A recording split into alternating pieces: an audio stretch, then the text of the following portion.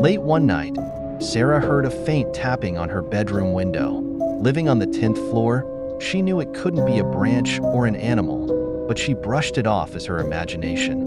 As she tried to fall asleep, the tapping grew louder and more insistent. Curious and uneasy, Sarah hesitantly approached the window. She slowly pulled back the curtain and gasped. There, pressed against the glass, was a face, pale, gaunt, with hollow eyes that stared directly into hers.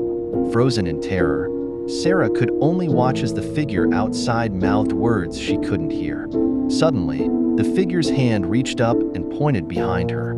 Sarah turned around, her heart racing, only to find her room empty. When she looked back at the window, the face was gone. But just as she exhaled in relief, she heard a whisper, close to her ear, "I'm inside now."